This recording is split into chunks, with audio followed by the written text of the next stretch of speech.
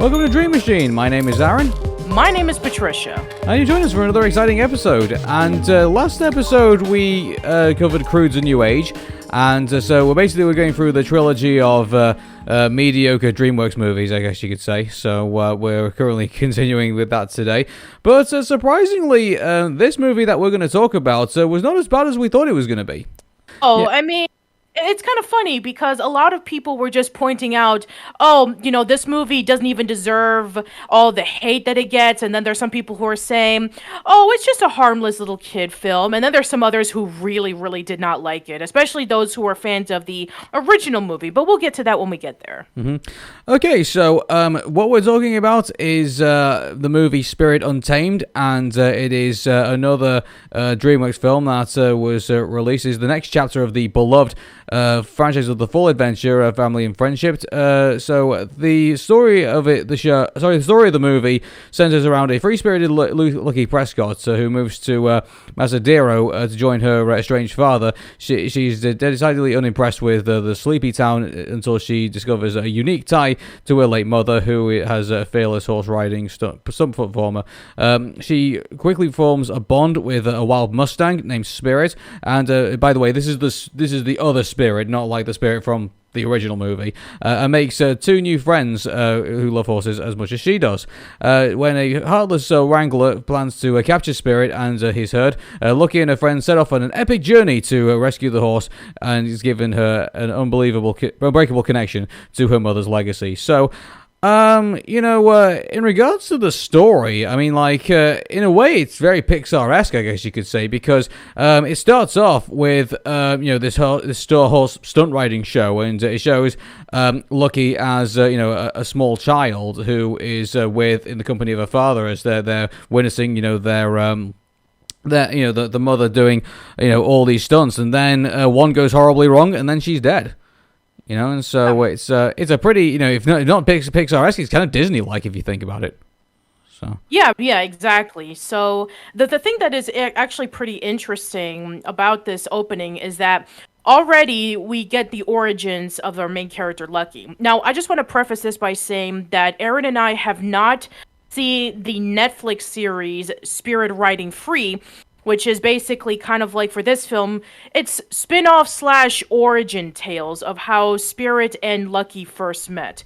And we just want to say we went on this completely blind, and we're watching it on its own. Yeah. So, So again, we've never watched the TV series. So, but from what we understand is that this is an origin story of where it's going. Which, by the way, is always a good thing to have for any type of movie. Like, the one thing that I complain about, I think, in modern films, on stuff that's kind of based, say, for example, the Simpsons movie. That movie, in reality, wasn't overly necessary because it didn't really go anywhere or didn't, advance any of the characters from, where they were before. It was just basically another episode of The Simpsons, when you really think about it. And even movies that even me and Patricia don't necessarily think are good, say, for example, the Rugrats movie, there was somewhat a purpose for that movie to exist because it was introducing another main character into the story, if you will, and there was going to be an adventure centered around that. So the movies that I don't particularly aren't very fond of are the ones that don't necessarily have to be there. There's no reason for them to exist because they're not forwarding a story, they're not telling an epic story or anything like that. But the one positive thing I will say about Spirit Untamed is that there is a reason for this movie to exist because it tells the origins of our characters and tells a pretty deep meaning story about the protagonist of the show. So it does, and it actually starts off pretty much similar to a lot of Pixar films that we've seen before. Lucky is raised by this grandfather and her aunt who is very prim and proper, saying, oh, ladies don't do this, and you have to be sophisticated and all that kind of stuff. So it definitely gave us Brave vibes when Merida was told by her mother that princesses shouldn't do this and princesses shouldn't do that, and learn everything about what it takes to be a princess and ruling a kingdom. Or we saw her reading a book about if a train traveled 25 miles per hour, what time would it go into its destination, which by the way, would be foreshadowing what happens in the climax. But Yeah, so basically we did get a lot of Brave vibes, and there was even a lot of like little subtle nuances to other Pixar properties, which is ironic because this is a DreamWorks film. Yeah, I think the one thing that I really like about like our whole introduction is that like Lucky is a free spirit herself. So I mean, she's immediately like part of like the theme of the movie, which I think is always great for a character to kind of like be in the elements of the movie. Like of what it's kind of like supposed to kind of like represent, and it's kind of like a sort of rebellion against what the backdrop is of that. You got her grandfather like running for governor, and but she's not really in on the act. If anything, she's kind of free spirited, like her own ways and things. So she's running after a squirrel, like this whole kind of like Tom and Jerry kind of like routine kind of like breaks out, but obviously that's not good for her grandfather who's running for governor of the state, who's trying to run a campaign, and obviously she's not helping anyway. So she ends up being sent away from all of that, and ends up going back to where she originally was from, and to basically be reunited with her father. But I'm trying to stay away a little bit from like the relationship between Lucky and her father at the minute, because I mean I have a lot to say about it, to say the least. So I think before we get into that, maybe we should probably concentrate on the other elements of the movie. Maybe. But before we do that, we also have to talk about that as of 2022, this is the lowest grossing DreamWorks movie ever. Yeah. So it made $30 million, and it only brought, well, no, the budget was $30 million, and it only brought back $42.6 million. But now, again, that because of recent events, I think that's probably forgivable, I guess, in yes. that sense, because we can't. I mean, any movie now at the moment that is being released. I mean, at the moment we've with PixMix, we're going to have Turning Red soon, and we're going to be, but that's going to be on Disney Plus now that we've learned. So I mean, like it's kind of really unfair to kind of like talk about box offices anymore because of things that are going on. Because there are going to be movies out there that will like turn out audiences, but not while we have a variant going around, or we have like just we have a moment where everyone has to stay indoors. So like exactly, yeah. So in this instance, I think box office is a bit unfair too. But it's obviously sad that we'll never really truly know what Spirit Untamed was capable of doing at the time. But unfortunately, that's where we are at the moment in regards to that. Yeah. So and it also didn't help much that Mitchell's versus the Machines, Wish Dragon were already out on Netflix. Hotel Transylvania 4 was also out, and Soul and Luca were also going to be coming out around the same time. So that and Peter Rabbit 2, which was also in theaters, there were a lot of things that kids could have been watching at the time. Yeah, but I mean, we'll get to that at the end of the show, and let's talk about the movie a bit more. So she's on a train, and she ends up seeing, I guess you could say, our like a supporting character, I guess you say, which is the horse also named Spirit, funnily enough. Yeah, which I guess we have to mention that. As mentioned before with the character of Spirit, there's no narration, so no Matt Damon coming on by and talking about like his perspective, especially since this is the son of Spirit and Rain. This is not the Spirit that we knew of in Spirit, Stallion of the Cimarron. And very similar to his father, he also has his, herd that he's the leader of. So basically we see Spirit and his herd running over toward the train, which we don't even really know the reason why. And this is when Lucky first gets introduced to him, and she wants to get closer to Spirit. Yeah. So, this is actually a really great scene, even though it is kind of like really dangerous at the same time. It's like, Lucky's like going on the outside of the train, and, is...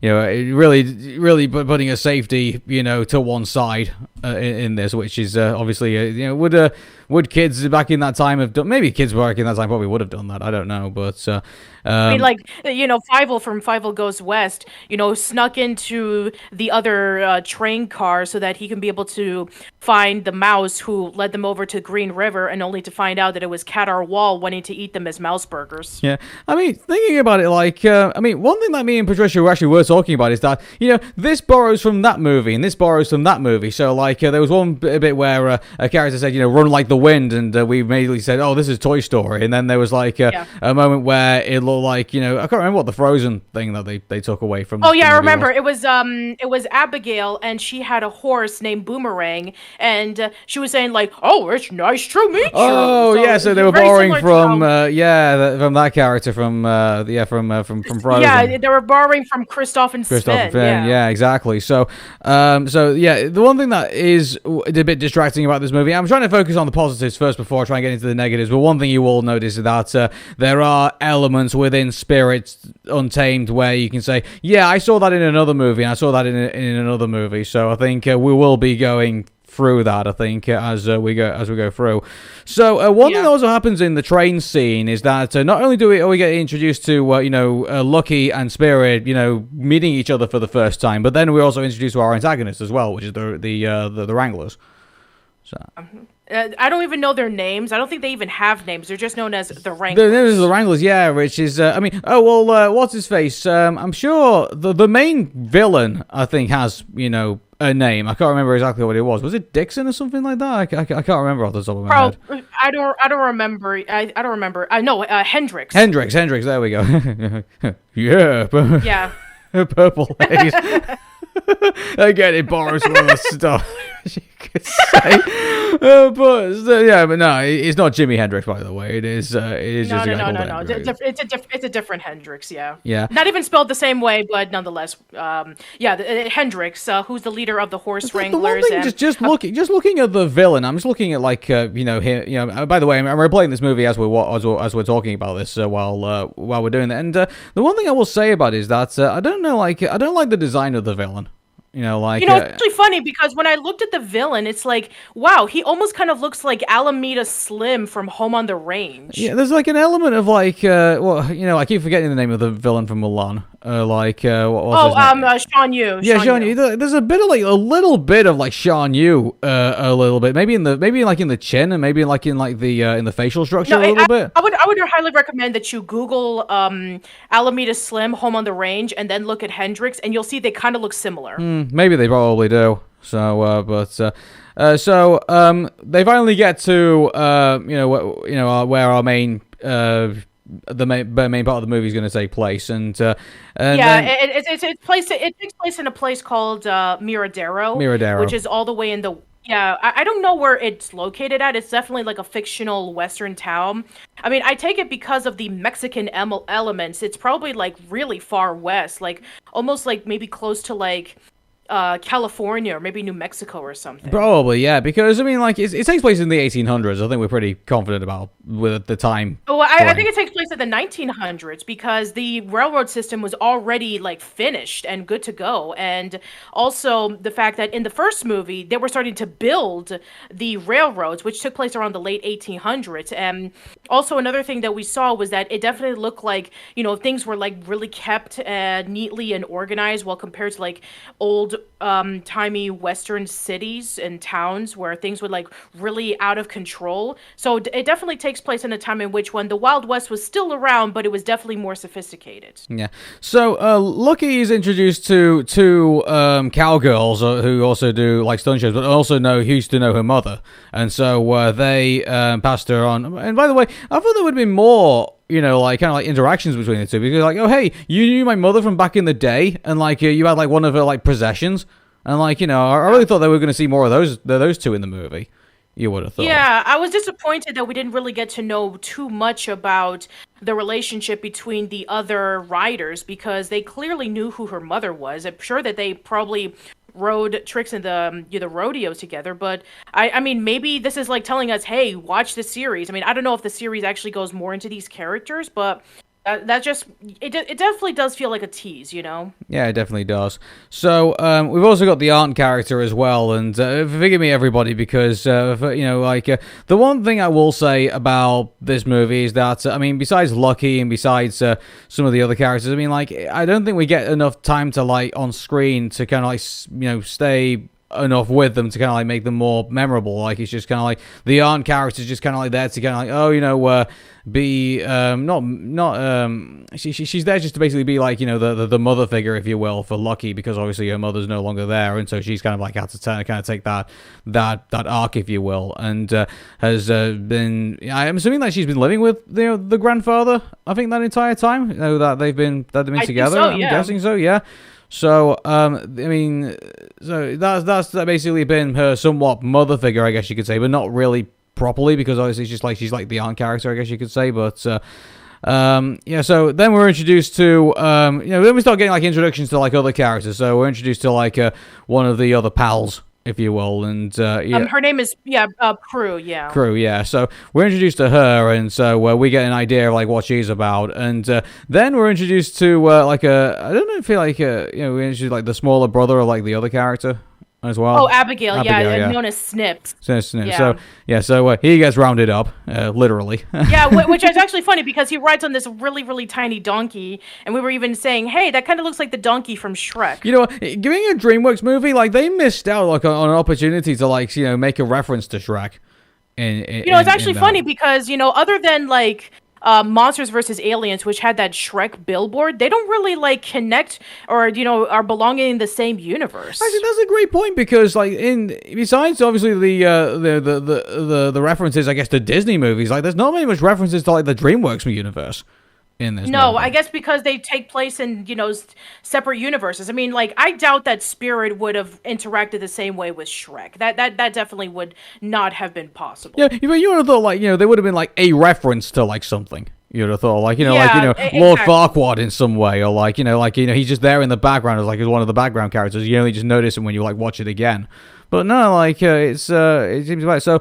We're introduced to the town, which is just kind of like a generic kind of Western town, I guess you could say. Yeah, there's nothing really memorable about it, to be quite honest. I mean, other than it's very colorful, definitely a lot more colorful than I've seen in a lot of Western towns that you would see in a lot of Western TV shows and movies. But also, you know, the fact that it takes place in the early 1900s, back when, like, the Wild West was kind of, like, losing its luster and people were becoming a lot more civilized, you would think that maybe that it would kind of, like, be a nice little transition, but no, I mean, it's practically clean. It looks like that crime has never happened in this town. It's like it's a one-horse town, I guess you could say. Yeah, exactly. Yeah, it's like the equivalent of like, hey, you know, there's this squeaky clean town. It's like this is something that Lord Farquaad wishes that he could have for like Duloc. It's like this is the perfect town where everything is squeaky clean and perfect and nothing ever happens. So I guess Miradero is like the Western equivalent of that. Yeah. So, we're introduced then to the father character, and I gotta be honest with everybody, I dislike this character. I really do. Yeah. Like, he just, there's, and also the thing at the end where he redeemed himself, it just didn't feel like it was a good payoff at the end of it. I think you were telling me like this halfway through the movie that you felt that everything was really contrived. It was, yeah, and just it's so the idea is that you know, he got so. I mean, here's the thing about this: like, we all deal with grief differently, but at the same time, like, you know, it didn't mean he had to, like, you know, abdicate his responsibilities as a dad at the end of the day. So, like, you know, he sent him away. He sent his daughter away to, you know, be with her grandfather and her, you know, her aunt. Like, you know, I was under the impression that, no, did he die at some point as well? But no, apparently he's still alive and still, you know, getting on with his own life and everything. And I just thought, like, well, you know, he just, you know, he's in the last 10 years, he's abdicated his responsibilities as a dad, barely had any communication with his daughter, and now they have like this, and they kind of like play this off this like awkward kind of like, oh, you're not really been around all that much anymore, you know. It's just, and then he's like saying like, oh, it's so hard and things like that. It's like, yeah, you're a dad. Like, no one said it was going to be easy, you know, doing that. And you know, it's like it's I don't know. I feel like I'm in that really awkward situation, like, you know, with Hulk Hogan's Mr. Nanny, where it's kind of like, you know, oh, look, dude, I'm sorry your wife died, man, but, you know, like, you still have a responsibility to your kids at the end of the day. Exactly, like, yeah. And how bad is it? Like, we're going as far as Mr. Nanny to, like, look for, like, you know, you know, Good grief! I mean, also like I hate it when he says like, oh, she should listen to me and stuff like that. It's like, dude, you've not been in her life for like 10 freaking years. Why should she listen to you? I mean, even she said it herself when she was riding Spirit, and then Snips, like an idiot, decided to open up the gate, and then Spirit rode all the, raced all the way to the canyon where she almost got killed.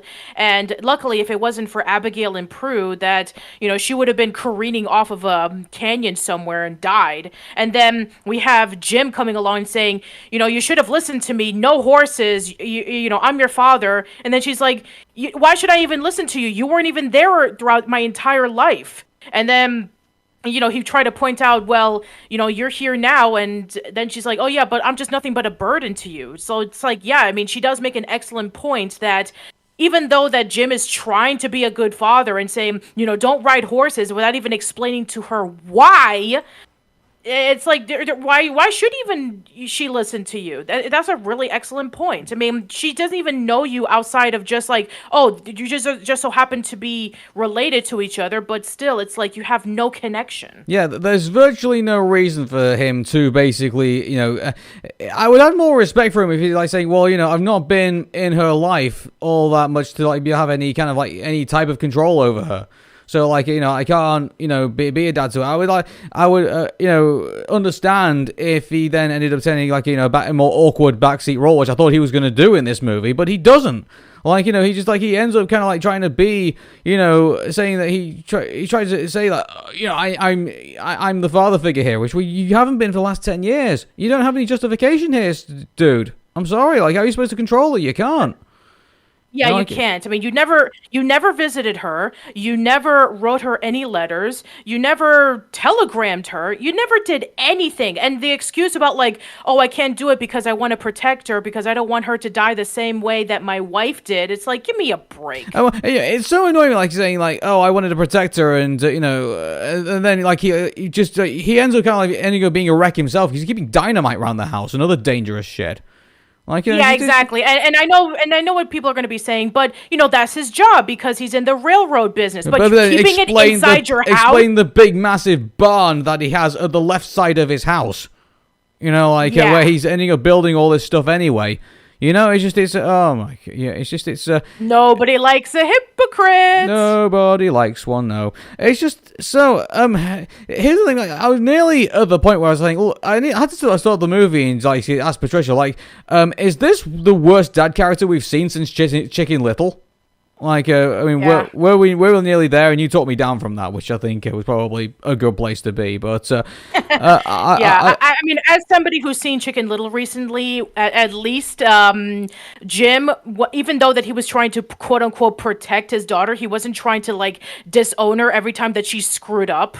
Exactly. So I just think it's oh man, it was rough to say the least. Yeah. And yeah. Okay, so, but thankfully there's other redeeming characters in this movie, which I think... He was the only character I say I disliked. Everyone else, I think, I didn't say I had a problem with. Yeah, I mean, there's either that, these characters weren't too bad, or they weren't around long enough to say, oh, we enjoyed them or we hated them. Yeah. So, the main story wraps around the fact that we have these wranglers who are, they want to, tame this horse Spirit, but that's actually just kind of like a cover for like, their bigger, deal that they want to do. They want to like, get more wild horses that they want to sell off up north. So, so then Lucky intervenes and ends up befriending the horse herself. Which then the main antagonist, funny enough, like he doesn't like. You would think that in this situation he would just get jealous and like say like, oh, what's this girl doing which I'm doing wrong, and because she's getting pointers from like all her new friends now, of like how to tame this horse, but no, he actually does the kind of smart thing, just like let's her go along with it, and tries to get this to the point where he is actually kind of calm. And so exactly. That's it. Yeah. So I was saying, the villain in this movie is actually quite smart, which is actually really good for like an antagonizing villain. Yeah, because she is befriending the horse, and he's just watching in the background, pretending to be like really friendly, saying, "Oh, you better be careful there, princess. You don't want them horses to rile up on you." And while she is feeding him apples, and while she's trying to ride him, and then eventually towards the end, when she leads up to the part where Spirit and Pru and Abigail and Lucky are able to go over to where Spirit's herd is, then that's the opportunity where they strike, and there's like, "Oh, thank you so much for leading us to this place," and then that's when they decided to do their big climactic act where they put them all in a train, and then they're gonna take the horses into the boat so that they can take them up north so that they can get their money. Yeah. So there's the mind you, before all of that, like Lucky goes through like a transformation, if you will, like so she gets rid of like the dress, and she starts to like kind of like find her own identity with like because she discovers like a secret room like behind her wardrobe and finds out all the other stuff. And finds out like all this stuff that she had, like she even had like her own like carousel of like showing like all of that. So like, and by the way, those were it was quite a big deal to have like one of those back in the day. So, oh, absolutely, yeah. So so we go through like this montage of like trying to befriend Spirit, and she's finding like her own identity in that, and she changes her attire and gets to I think is probably what she actually wears in the show, I'm assuming. So I think I mean, again, we haven't seen the show, so we can't really state for sure about if they were able to carry out even more parts of the story that we don't know of in like an episode or something. Mm-hmm. By the way, the Spirit Riding Free is the show from what. Yeah, Spirit Riding Free is the show. Spirit Untamed is the movie, not to be confused. Mm-hmm. Okay, so there's this incident where Spirit gets released from the pen and ends up with Lucky, on top of this horse, and then they're riding out of town. And so that ends up being like our first scare, if you will, of like their first ride out together, I guess you could say. And so it's up to the other two friends to go help her. And so by the way, that's a pretty exciting. Like the music in this actually is built up. The one thing that I think that disappoints out of it is that I think the sound is a bit off. I think because you can hear like you can't really like hear like the. Because one thing you expect, if you're in a canyon, you expect to hear like echoing going off the stone walls and things like that, which you don't see in this. In this, like you just kind of like hear the music playing up, and you kind of like just hear them in the studio, doing in the recording studio. Yeah, so it doesn't feel authentic. Yeah, so I mean, the one thing I think you can say is that you can see the restraints that are done in this movie. Like it's not like the kind of like the bigger productions we've seen DreamWorks do before, and which is understandable because you're doing a movie based off one of their TV series. Like this isn't the other way around.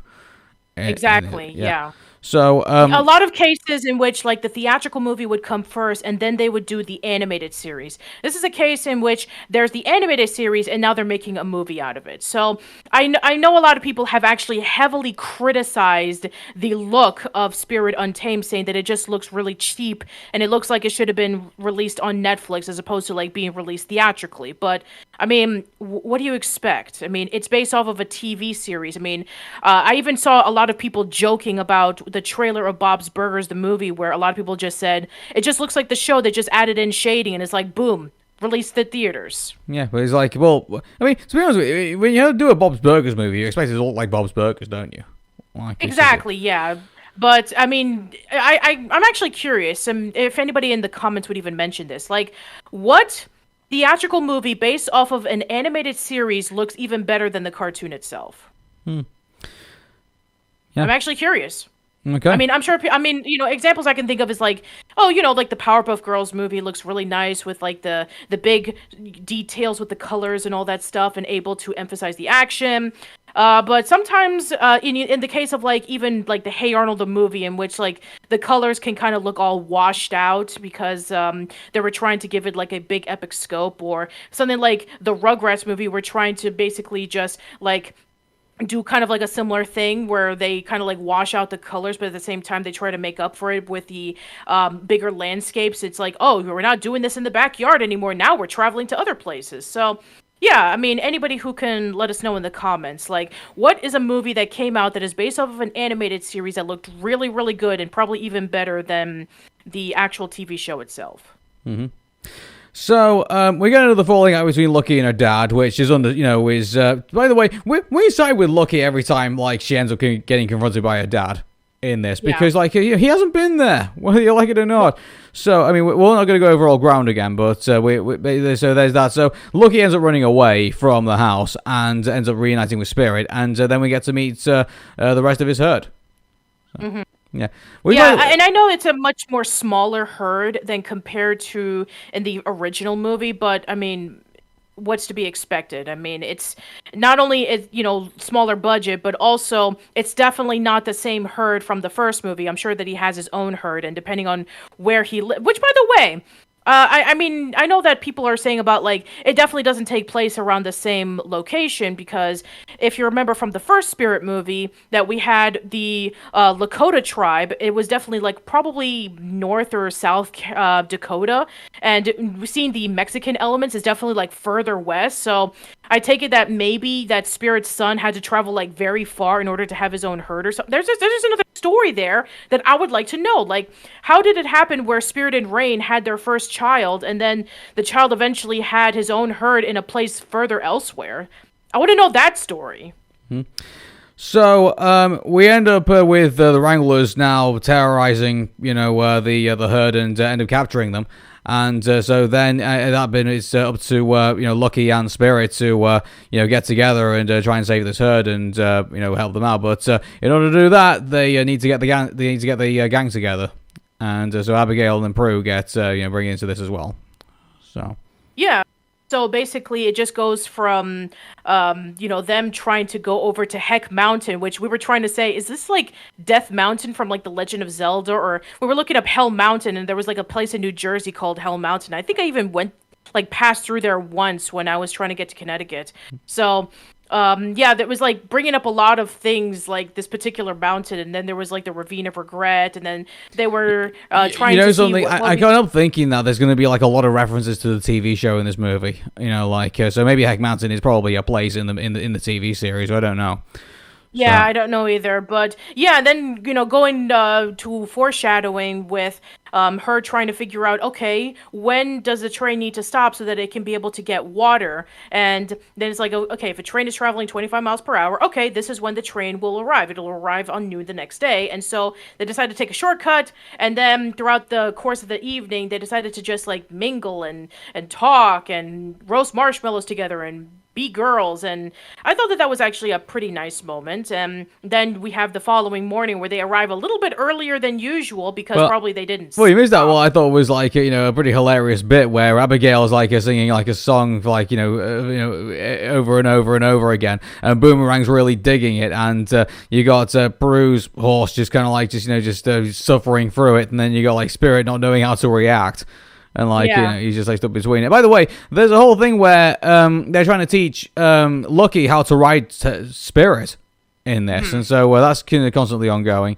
So it's just that whole bit is the whole montage is actually pretty good, and then it gets to the point where she, Pru's horse just kind of like whacks her with like a bit of weed or something like that, which was kind of hilarious. So. Yeah, and actually brought me some was wondering for me personally, like a lot of questions. It's like, wow, there were a lot of possibilities that women could have ridden horses in the Wild West and perform in like rodeos. And it's like, I was trying to look up some other information regarding about that. It's like, other than Annie Oakley, who else was doing it? And I'm sure that there are plenty of others, and I'm sure that you guys will let me know in the comments. But I just thought that was like really interesting. The one thing that I guess it wasn't too surprising, but I wish that it was kind of there, was that kind of like similar to the first movie, in which there was definitely like a race allegory with the American soldiers and the Native Americans, where they were trying to take over their land and all that kind of stuff and take their horses. There was not really that much of it. I mean, Pru's and her father are African American, or like really maybe like a mixture between that and maybe Native American. I'm not sure, but there wasn't really like a race allegory when the Wranglers were trying to work for Pru and her father. I think the reason why they probably didn't do that is because it's a kids movie, and they didn't want to like it was going to be like for all audiences, if you will, and I don't think they wanted.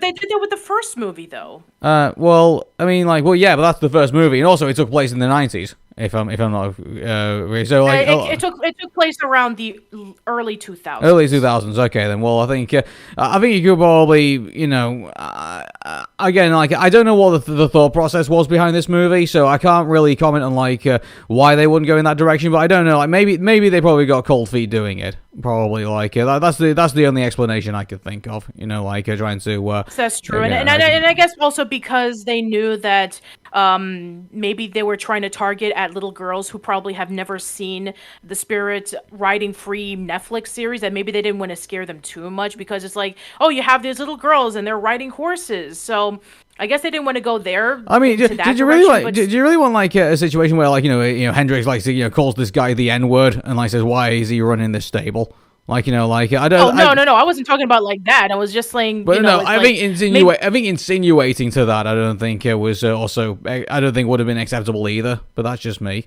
I guess that's true. Maybe that's a possibility, but still. But the one thing that I do, give credit for was once again, I did enjoy that they were able to highlight women horseback riders, like very similar to like Annie Oakley or Calamity Jane and various others. I mean, I think that was like really good representation, and also, it did have a little mixture of like Mexican culture. I mean, nothing like Coco or nothing like the Book of Life, but I mean, it was kind of like there, so we do kind of got our representation, considering that Lucky is half Mexican. Mm-hmm. Well, I think this Spirit, I think, was just telling the story of like within its own like universe, if you will. Like, keep in mind this is based off a TV show.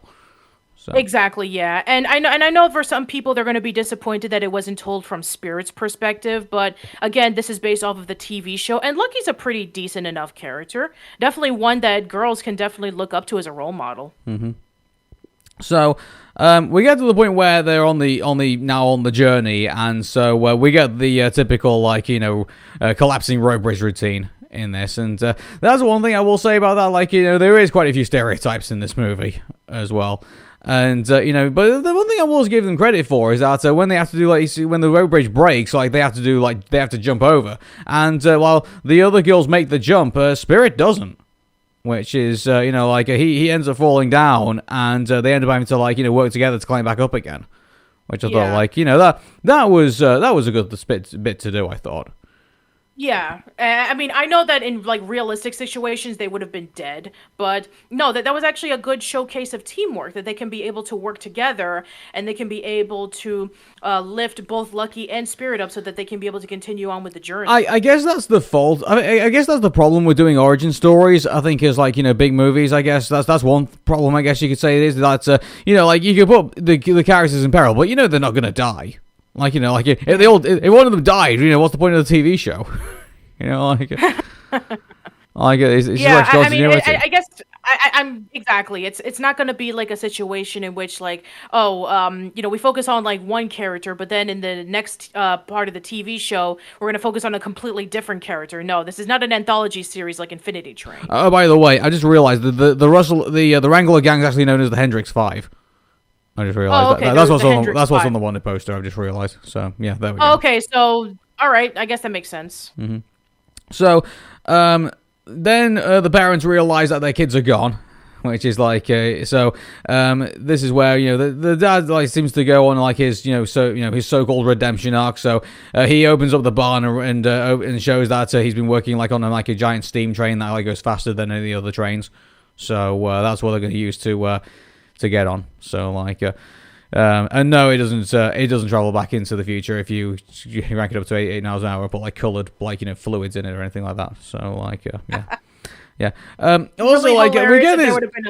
we get this like dream sequence where we thought like, oh hey, this is like them like going to rescue the horses, and I immediately like he really like starts going off the rails pretty quickly. Like he ended up doing like kung fu and like and stuff like that, and then floating around in the sky and stuff, which is like then all it's kind of like, oh hey, this isn't the actual scene, and the actual scene is actually them actually arriving, realizing that the train has come early and then they've actually missed it. So so this whole like whole thing ensues, and then also Spirit get captured in the process as well. So yeah, epic fail. Yeah, I mean, they clearly didn't plan this well, or they just were slightly faster than what they anticipated. By the way, the one thing I will give credit to this movie, like when Spirit gets captured and he gets taken on the train and they end up riding off, and Lucky is just kind of like there on her knees, like looking like she's about to cry and give up and things like that, and like then they're gonna immediately that they're gonna go through like the whole she's gonna go off and have a mope, and then they're gonna talk her out of it, and then she's like gets her spirit her spirit back up again, and then she they go off and ride off to try and rescue them, and get that one last hurrah and stuff like they do like the whole like build break her down and build her back up again routine. By the way, they cut that really short. Like, they just say, hey, you told us that, you didn't need to give up and you've been showing us up this far, and things like that. They just kind of, like, cut all that out and just say, look, you've already proved already that you can go out and find them. Like, and she basically just gets up and says, yeah, let's do it. And she just goes off and do it. So I'm really glad they cut at least that cliche out of this movie, at least. Yeah, because if you remember, the Prescott's trademark apparently, or their slogan is, Prescott's never give up till the very end. So I guess maybe she just needed a reminder. Yeah, the one thing I will say is that the final third is very quick. Like it just if you walk away to go get some popcorn and come back, you've missed it, basically. Yes. So like they're on the ship. And the ship's floating away. She goes onto like some like landing platform and jumps onto the ship with the Spirit, and then this whole like fight scene ensues with Spirit like fighting off all like the Hendrix 5, and then you've got Lucky using a crowbar to like get the horses away.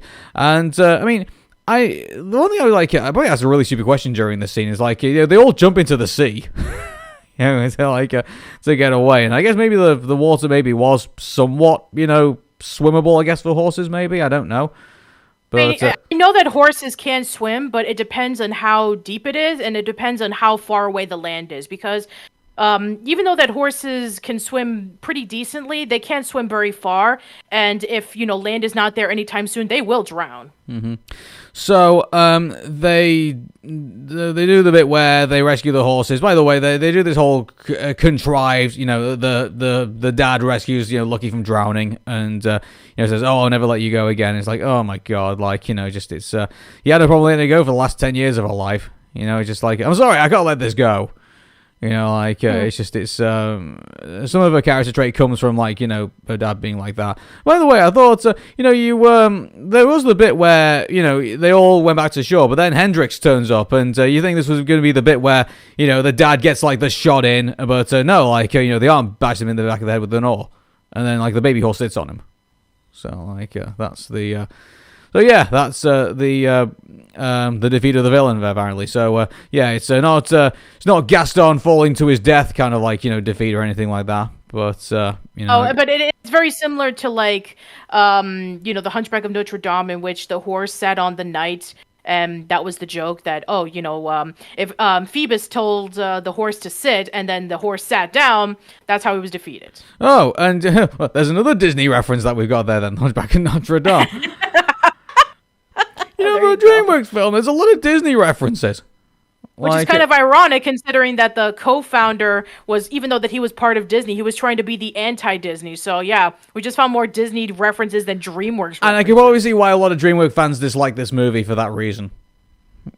Probably. Yeah, that and the fact that it doesn't really focus on Spirit, the Spirit that they knew of. And it's kind of like similar to Us, in which like, other than just other research bits where they just say this is based off of the TV show, if you were to go on this blindly thinking that this is a sequel to Spirit, Stallion, and the Cimarron, you're going to be really disappointed. I don't think it was ever intended to be, so I think people knew what they were in for. No, I'm just saying, like, if people were to go on this completely blind, not knowing about And if they just heard it's a Spirit movie, and they're like, oh, it's a Spirit movie that, I grew up with almost like 20 years ago. If they've never seen a commercial for it, if they knew nothing about the Netflix series and they were to watch it, they'll be like really surprised. It's like, wait a minute, this movie's in 3D now? Wait, it's focusing on this girl? And, the Spirit is not voiced by Matt Damon. There's no Bryan Adams music. Yeah, like, there's the one thing I will definitely say that's missing, I think, from this movie is definitely the narration, like, from, like, the horse's perspective, which I think that would have actually added some gravity. I think, to the movie, because, like, there's a whole bit where it's like, when, they finally release all the herd to, like, this to the wilderness, and there's this one bit where it looks like, Spirit is actually, encouraging Lucky to say, oh, hey, come with me, like, we'll go on all sorts of adventures and stuff, and, but then, like, Lucky just says, no, this is the time when you and I have to go back to our herds. And everything, and like it would have carried more weight if, like, if the narration was like saying, "Oh, well, I wanted Lucky to come with me, but then she said to me," and then it would be Lucky's line, and then it would be like, "Then I understood," and then I and that was the last time we saw each other or whatever, Like, so I think definitely narration would have helped. I think from the horse's perspective, like in the original movie. For sure. Yeah. That way we could actually know from two different perspectives. We could know from Lucky, and we can know from this Spirit. Mm-hmm. Yeah, like, which we definitely see that Spirit was very similar to, like, his father, in which, he didn't want to be captured, he didn't want to be broken in, he didn't want to be stuck in, like, this one particular space. He wanted to be free, and he wanted to lead his herd to safety. So it would have been nice if we would have gotten just a little bit of narration from the horse's perspective, like, there's that girl again, she keeps coming in, and now I'm starting to build the trust, and there's these other horses that the girl's friends are with. So yeah, I wish there would have been something a little bit more to that perspective. Yeah. So, I mean, there's the bit at the end where she finds her mother's dress, but, I mean, she's already kind of, like, going on that arc of, like, wanting to, like, follow in the footsteps of her mother anyway, so that's just kind of, like, a nice thing to end up the movie, really, and now her and her dad have kind of patched things up, I guess, and she's going to stay there now, which is kind of, like, leads into the TV series, I guess you could say. So, that's the movie, really. So, I mean, like, a lot of people were kind of talking this movie saying, oh, this is going to be the one that you're going to really dislike. Oh, this is going to be the movie that's, going to drive you insane. Oh, this is going to be the movie that, is going to be worse than Boss Baby that we're going to be reviewing, the next time we do Dream Machine. But I've got to be honest with everybody, like, this movie is mostly harmless. Yeah. Really.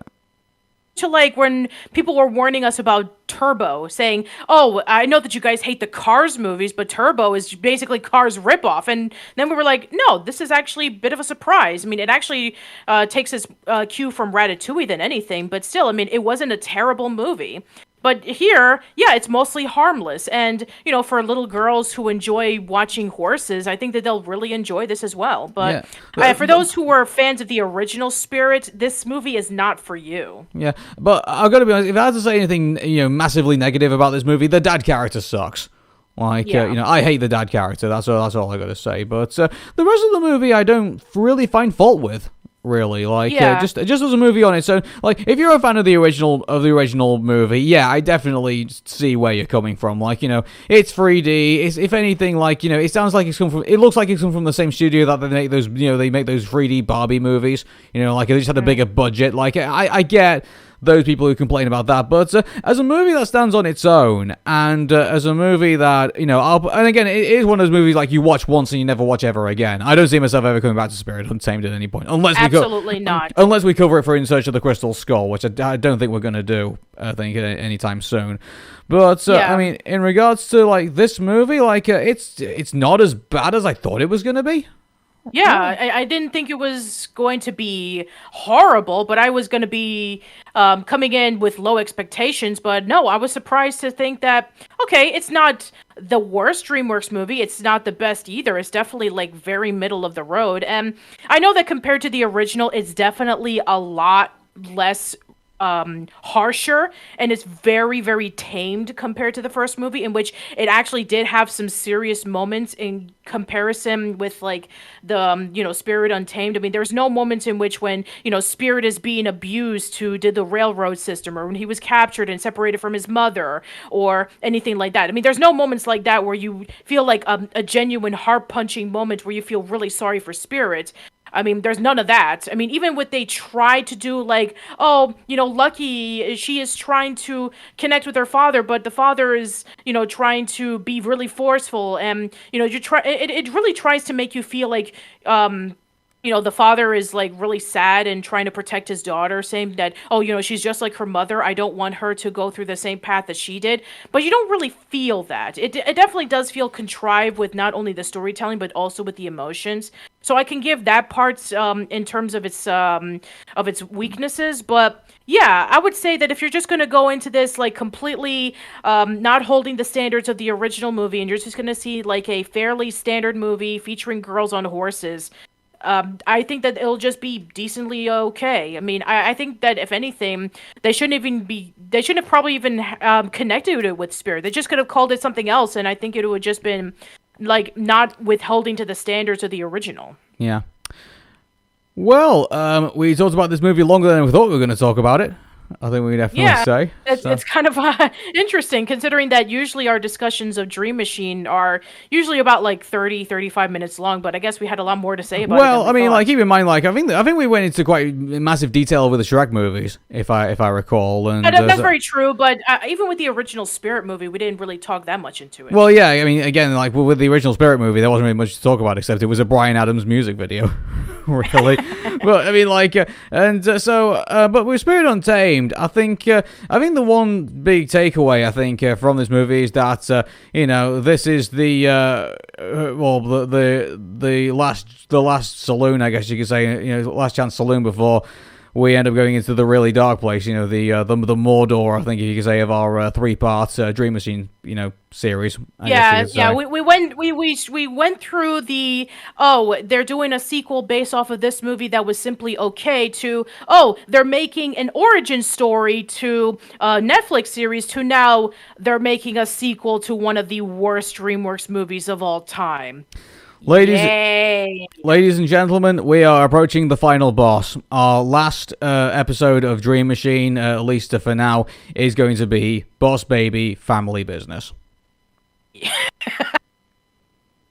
Help. See you later, everybody. Bye.